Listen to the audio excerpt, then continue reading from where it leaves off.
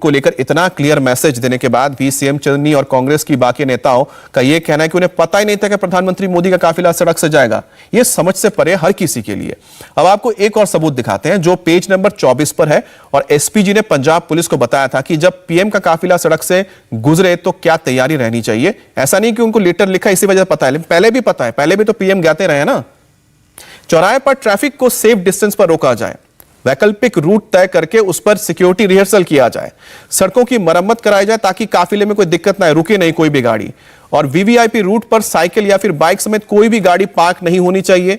Bridge के पास खासतौर पे किसी भी तरह की पार्किंग की इजाजत नहीं दी जानी चाहिए। रेलवे क्रॉसिंग से अगर गाड़ी गुजर रही है यानी काफिला गुजर रहा है तो पहले ही रेलवे को बताया जाए कि उस वक्त तक कोई ट्रेनें ना चले उस जगह पे। हुसैनीवाला स्मारक के रास्ते में पड़ने वाले बैराज को भी चेक किया जाए और सतलुज नदी में वाटर पेट्रोलिंग की जाए और गांव के आसपास पुलिस रस्सियों के साथ तैनात रहे ताकि किसी भी अनियंत्रित भीड़ को रोका जा सके। अब पंजाब पुलिस को एसपीजी की चिट्ठी का एक एक पन्ना और एक एक शब्द साबित करता है कि वो कैसे 5 जनवरी को पीएम के साथ साजिश रची गई थी और उन्होंने जानबूझकर पीएम के काफिले को 20 मिनट तक रोके रखा। कहां पर? फ्लाईओवर पर। चिट्ठी की अब पेज नंबर 25 की बात की जाती है। पेज नंबर 25 में साफ साफ लिखा है एसपीजी के काफिले का कमांडर कम से कम एसपी रैंक का ऑफिसर होगा। काफिले के आखिर में डिप्टी एसपी रैंक का ऑफिसर चलेगा। पायलट ऑफिसर और काफिला कमांडर को रूट की पूरी जानकारी होनी चाहिए। काफिला कमांडर को ऑल्टरनेट रूट के बारे में भी पता होना चाहिए जरूरत पर ताकि उसको उस तरफ मोड़ सके। काफिले के साथ चल रही एम्बुलेंस में हर तरह की जीवन रक्षक सुविधा होनी चाहिए। सिक्योरिटी बॉक्स में चलने वाले कार का ड्राइवर सिर्फ पुलिस वाला होना चाहिए। काफिले के हर ड्राइवर की पुलिस क्लियरेंस होनी चाहिए। हर गाड़ी का इंजन चेक होना चाहिए। काफिले की हर गाड़ी पर नजर रखी जानी चाहिए और ड्राइवर कभी भी अपनी गाड़ी छोड़कर बाहर ना जाए। अब पीएम की सुरक्षा सबसे अहम है। अब जबकि हर सबूत बता रहा है कि कैसे सुरक्षा को खतरे में डाला गया, लेकिन सीएम चन्नी सियासत से बाज क्यों नहीं आ रहे? आज तो मैं कहते कहते भी थक गया हूं कि क्या सिक्योरिटी थ्रेट हुआ था प्रधानमंत्री जी। मैं महामृत्युंजय का पाठ करवा देता हूं अगर बीमारी है कोई। अरे क्या बात कर रहे हो आप? कहां थ्रेट था? 1 किलोमीटर तक कोई प्रदर्शनकारी नहीं था प्रधानमंत्री के पास। जहां प्रधानमंत्री जी आते हैं 6000 सिक्योरिटी पर्सनल उनका आ जाता है। आईबी है, एसपीजी है। सबसे बड़ा लोकतांत्रिक देश है हमारा, उसके प्रधानमंत्री हैं। क्या खतरा हो सकता है उनको?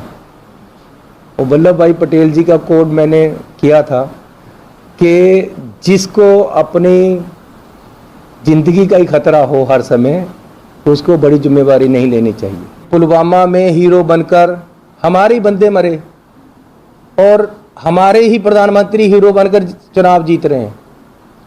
अब यहाँ कोई थ्रेट नहीं हुआ, किसी ने कैंकर नहीं फेंका, कोई दूर दूर तक नजदीक आदमी नहीं था।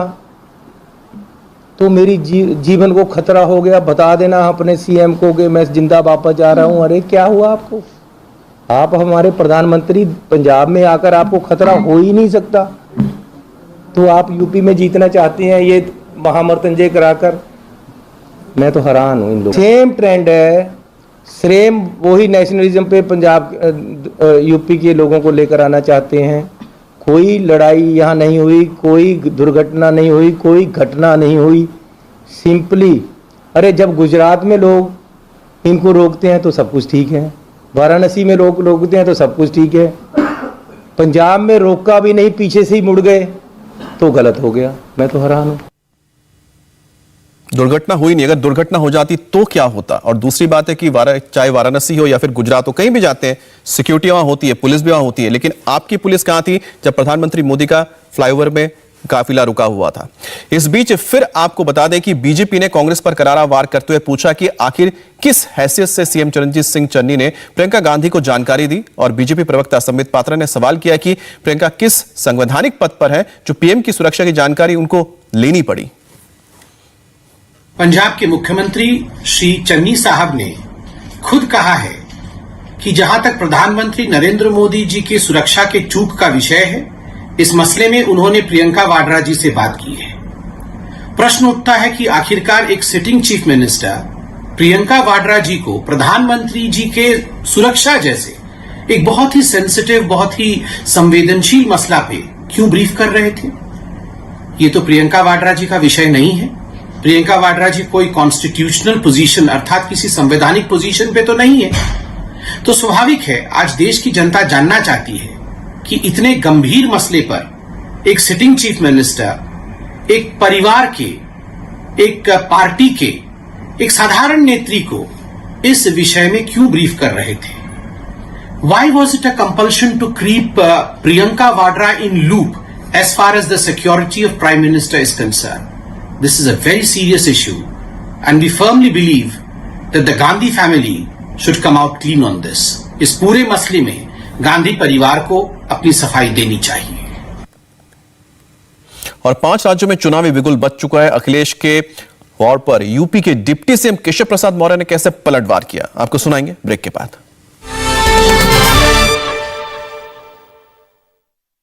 आप किसी के दिल का दर्द तो कम नहीं कर सकते हैं, लेकिन घुटनों का दर्द तो कम कर सकते हैं। हर दर्द को करे नाकाम डी मार्क ऑर्थोबाम। जो लोगों की नकल उतारने की आदत है, ये आपको बचपन से थी? हाँ, ये भी बचपन से थी, लेकिन ये थोड़ी ना सोचा था कि एक्टर बनूंगी। जब 10-15 साल की होंगी तब you never really thought of Bareilly जैसे शहर में रह रही हूँ, यू डोंट थिंक कि कोई एक्टर बन भी सकता है। स्टेज शो में आपने शाहरुख खान की नकल उतारी। जी मैंने कहा ना, मुझे गुस्ताखी माफ, सॉरी। मैंने सुना कि बहुत अच्छा गाती हैं आप। आपने सही सुना। डार्लिंग आंखों से आंखें चार करने दो, रोकना रोकना मुझको प्यार करने दो। फिल्म स्टार प्रियंका चोपड़ा आपकी अदालत में आज रात 10 बजे। कैमरा ऑन कर। हमारी इंडिया टीवी की गाड़ी थी जिस पर हमला हुआ है, फायरिंग दोबारा यहाँ पर शुरू हो गई है। ये देखिए पत्थर लगातार आ रहे हैं। 17 सालों से सच की बेबाक आवाज, इंडिया टीवी आपकी आवाज। पब्लिक के मुद्दे पब्लिक के साथ हमारे मंच पर होगी बात। अगर आप जानते हैं उत्तर प्रदेश की राजनीति के नब्ज, तो इंडिया टीवी देगा आपको मौका अपने मंच पर आने का। तो आज ही indiatv.in पर लॉगिन कर रजिस्टर करें और जुड़े हमारी इस पहल के साथ। ये पब्लिक है, सब जानती है।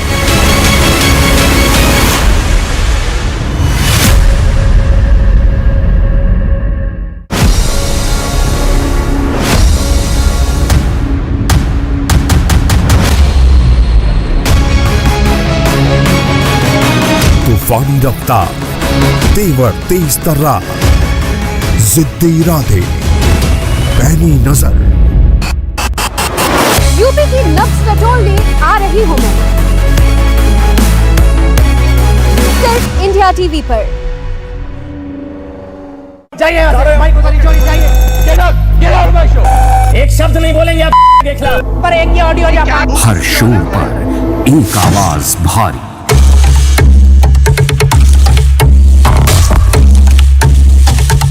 इंडिया टीवी, शोर कम, खबर ज्यादा।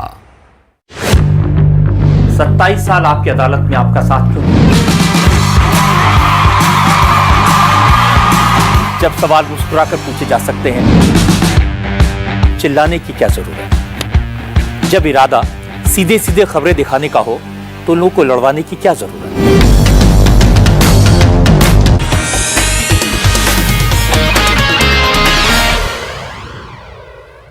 5 राज्यों के चुनाव का ऐलान होने के बाद हर कोई जीत का दावा कर रहा है। सबसे दिलचस्प लड़ाई है यूपी में, जहां योगी वर्सेस अखिलेश की जंग है। और इस बार चुनाव इस मायने में भी अहम है कि चुनाव आयोग ने रैलियों पर रोक लगा रखी है, यानी अब डिजिटल प्रचार होगा। और चुनाव का ऐलान होने के बाद बीजेपी ने फिर से 300 प्लस का दावा किया।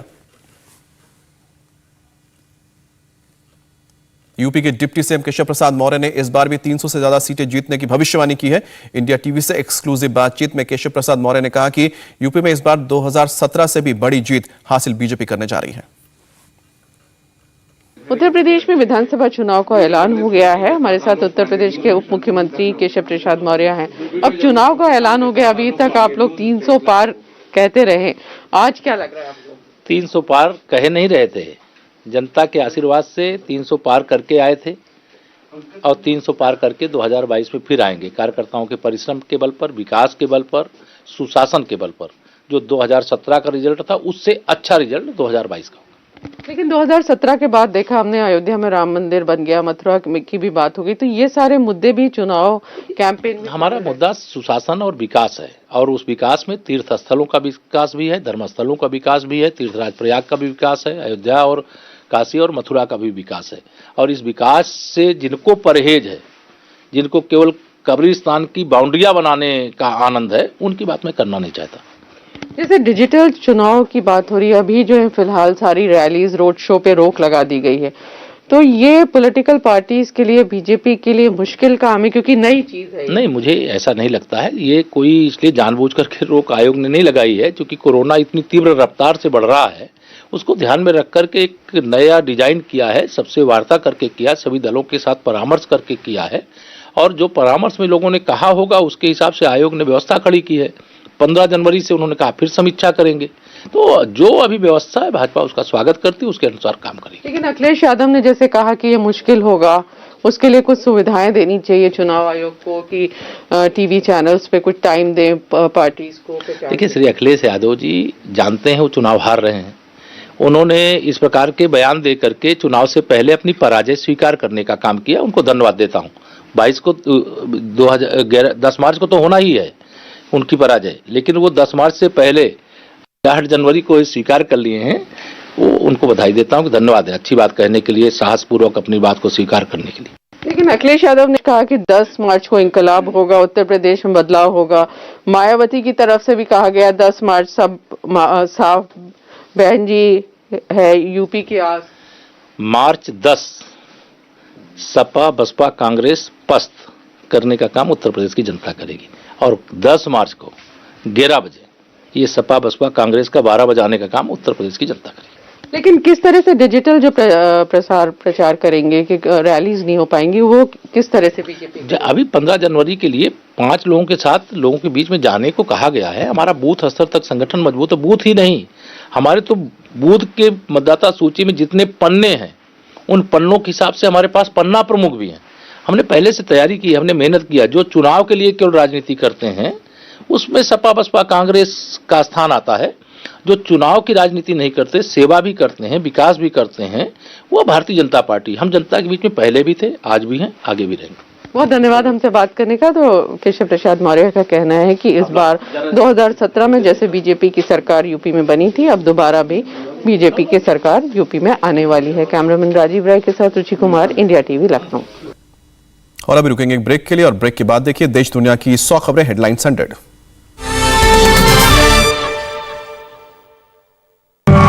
फिल्म इंडस्ट्री में काम करते करते कभी ऐसा कोई डायरेक्टर मिला जिसके बारे में आपको लगा हो कि ऐसी बात कर दी, इसका तो गला दबा दूं? हाँ, एक लड़की होने के नाते काफी बार हुआ। किसी की छत्र छाया के नीचे नहीं होना। एक डायरेक्टर ने जरूर से ज्यादा एक्सपोज करने को कहा अननेसेसरीली, तो आपने वो फिल्म छोड़ दी थी? नई नई फिल्मों में आई थी। ये डायरेक्टर बात कर रहे थे मेरी ड्रेस डिजाइनर से, और कुछ बहुत चीप सी बात कही कि ड्रेस तो इतनी छोटी होनी चाहिए कि सबको आके देखनी चाहिए ये फिल्म वगैरह, कुछ ऐसा बहुत गंदी बात कही थी। तो बस मेरा दिमाग सटक गया। आई थिंक अगर वो इस शो को देख रहे होंगे तो शायद वो जान जाएंगे कि मैं उन्हीं की बात कर रही हूँ। उसके बाद उनके साथ कभी काम भी नहीं किया मैंने। फिल्म स्टार प्रियंका चोपड़ा और की अदालत में आज रात 10 बजे। इंडिया टीवी अन्य 70 चैनलों के साथ न्यूज ब्रॉडकास्टर्स एसोसिएशन का सक्रिय सदस्य है। हम एनबीएसए द्वारा जारी आचार संहिता और निर्देशों का कड़ाई से पालन करते हैं। ऐसे चैनलों से सावधान रहें जो रेगुलेटेड नहीं हैं। एनबीए का सदस्य होना खबरों की प्रामाणिकता की गारंटी है। कैमरा ऑन कर, कैमरा ऑन कर, कैमरा ऑन कर। हमारी इंडिया टीवी की गाड़ी थी जिस पर हमला हुआ है, फायरिंग दोबारा यहाँ पर शुरू हो गई है। ये देखिए, पत्थर लगातार आ रहे हैं। 17 सालों से सच की बेबाक आवाज, इंडिया टीवी, आपकी आवाज। पब्लिक के मुद्दे पब्लिक के साथ हमारे मंच पर होगी बात। अगर आप जानते हैं उत्तर प्रदेश की राजनीति की नब्ज, तो इंडिया टीवी आपको देगा मौका अपने मंच पर आने का। तो आज ही indiatv.in पर लॉग इन कर रजिस्टर करें और बने हमारी पहल का हिस्सा। ये पब्लिक है, सब जानती है।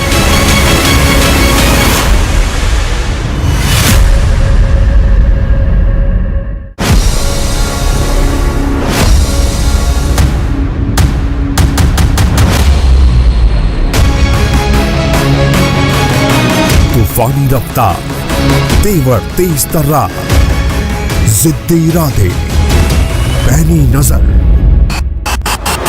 यूपी की नब्ज टटोलने आ रही हूं मैं, सिर्फ इंडिया टीवी पर। जाइए एक शब्द नहीं बोलेंगे आप के खिलाफ। पर एक ये ऑडियो हर शो पर एक आवाज भारी,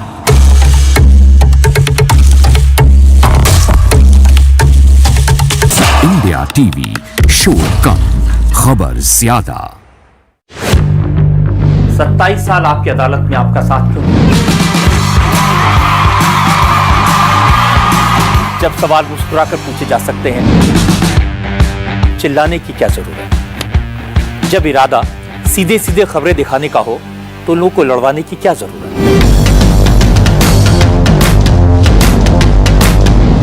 इसीलिए मैंने इंडिया टीवी पर इन सारी बातों को ध्यान रखा। खबरों में, कमेंट्स में, सवालों में न किसी को बनाने की नियत, न किसी को गिराने की कोशिश। इंडिया टीवी पर शोर कम खबरें ज्यादा।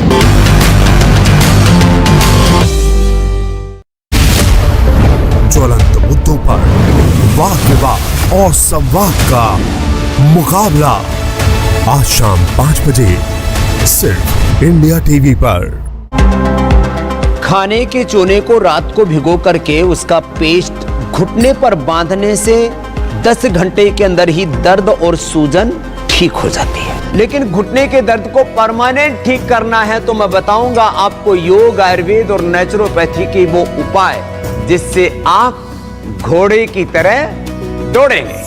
घुटनों से नहीं आएगी टक टक की आवाज जब रोजाना योग करेंगे स्वामी रामदेव के साथ। देखिए सिर्फ इंडिया टीवी पर शाम 4:30 पर। मैं सबसे कहता हूं, शोर मत मचाओ, खबरें दिखाओ। नमस्कार, आज की बात में आपका स्वागत है। इंडिया टीवी पर शोर कम खबरें ज्यादा।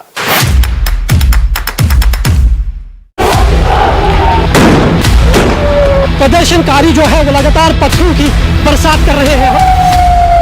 10-12 घंटे के अंदर अंदर 3 आतंकवादी हमले हो चुके हैं। जहां पर इस समय फायर कंटिन्यूस किया जा रहा है और वहां से भी काउंटर फायर आ रहा है। 6 घंटे से ज्यादा का समय बीत चुका है और मुठभेड़ अभी भी जारी है। 17 सालों से सच की बेबाक आवाज, इंडिया टीवी आपकी आवाज। सुलगते मुद्दों पर बेबाक सवाल और संवाद का मुकाबला